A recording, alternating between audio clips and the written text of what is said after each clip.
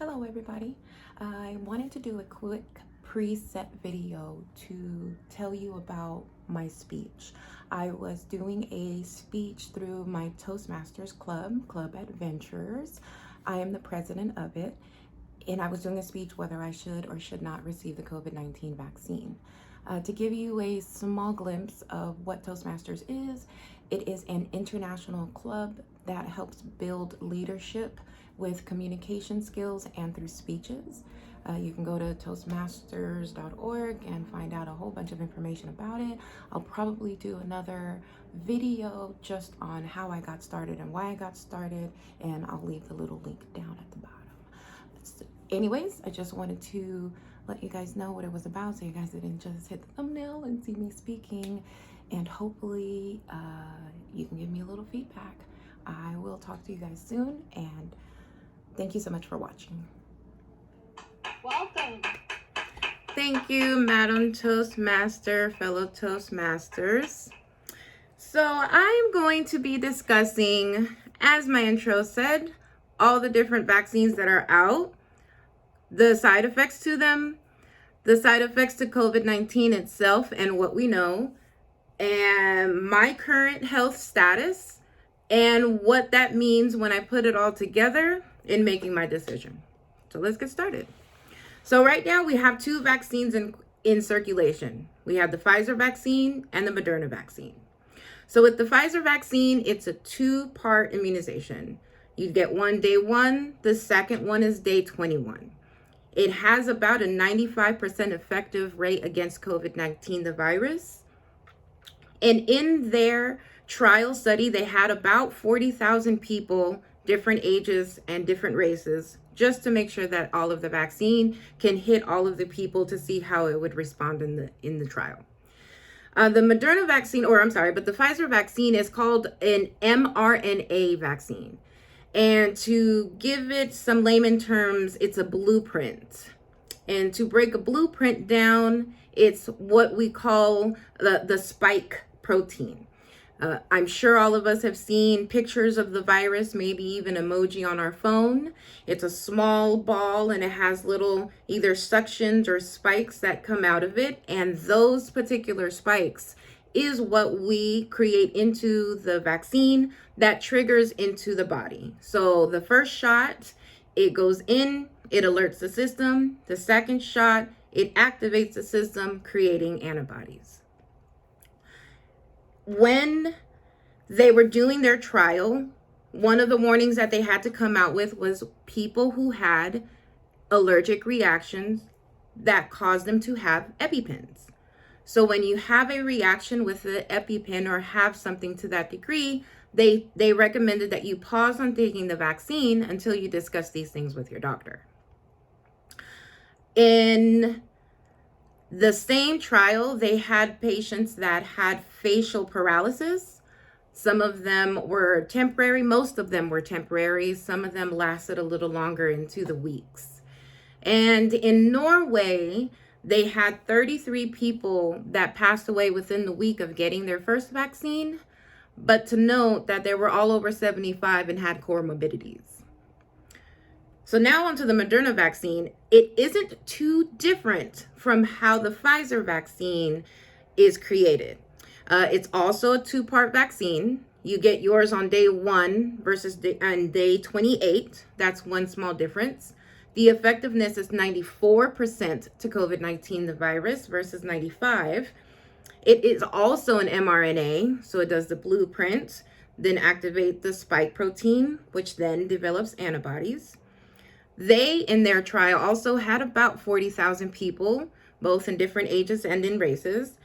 They had more frequency in the facial paralysis during their trial, though, than Pfizer did. Now, the third vaccine is AstraZeneca. Now, many people don't know about it because it was actually in the circulation with the Pfizer and the Moderna. As of right now, the AstraZeneca is a lot of months behind schedule to have their vaccine out on the market, simply because when they were doing their trial, most of their trial members we're starting to develop spinal cord inflammation, better known as meningitis. One of the things you don't want to get. The reason I bring this specific vaccine up is because it's a one-time vaccine. It's a vector vaccine. So to explain what a vector vaccine is versus an mRNA vaccine, the vector is a live virus, meaning they are physically giving you real doses of COVID-19 virus. So why the difference? When I'm looking at all of these, what's the difference between them? Why should we get one versus the other? And in my digging, I noticed that there is another vaccine that all of us know too well about that is also an mRNA vaccine, but it isn't a two-part shot, which is the flu vaccine. So then it posed the question, why do we have a one-time annual flu vaccine that's an mRNA versus a two-part vaccine, a one-time only with COVID-19? Question asked and answered. With the influenza, there are several influenza viruses that are in rotation. To be exact, there's probably about 5 to 6. Influenza A, B, C, D, E, and I think F. Don't quote me on that. Obviously, some of those in rotation are stronger in different years as they come along, hence on why they have to keep redoing the new vaccine. Versus the COVID-19 vaccine, as of right now, there's only one. Yes, we do know that it mutated in Europe and probably here now, but as of right now, it is still COVID-19. So there's only one.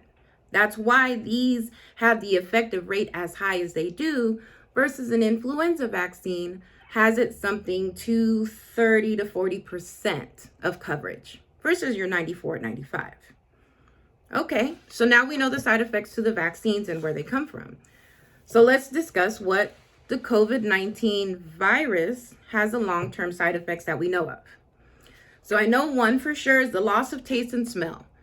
So not only is that a telltale sign that you have it, but it's also a lingering, long-lasting side effect. We have cases where we have people who still don't have a sense of taste and smell a good 6 weeks after they've been tested negative. Other things that they do is a long lingering cough. It's dry. It activates asthma, or it antagonizes it to where you are now using inhalers and medications on a regular. You have something called pleurisy, which is fluid around your lungs.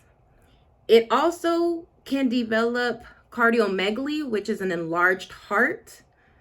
And something I discovered this last week, you get something called COVID toes, which only tends to appear in adolescent girls 18 and younger.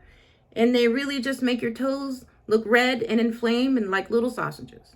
There are no other symptoms to that. Now, these are things that are lasting longer than the virus in your system itself. So how do you decide? So now I go and I do a self-care look and I do a self-assessment and I ask myself, what is it about me in my life right now that may or may not tell me how I should decide on getting the vaccine? So I look at my own personal health. I am physically active, I eat well, and I take my vitamins. The one thing that I do lack is vitamin D. Now, in these studies, the people who have gotten COVID and have gotten to a worser state, unfortunately, do have a low vitamin D. Now, I do increase my vitamin D, but that doesn't mean that it can't get triggered. Now, even though I don't have anything other than my low vitamin D, that doesn't mean that my family didn't neglect to hand me down to some of the genetic diseases that we get. We have high blood pressure, high cholesterol, and diabetes. 2 out of 3 already makes it a comorbidity. But I don't experience that now, nor do I have it.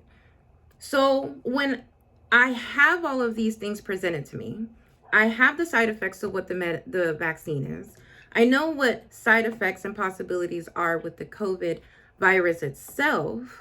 And then I look at the health risk factors of myself and what I go through. And then the question is this vaccine really best for me? And so to answer the question of the day, Jeanette, with everything that's presented to you right now, are you going to take the COVID vaccine? And my answer is not yet. Thank you so much.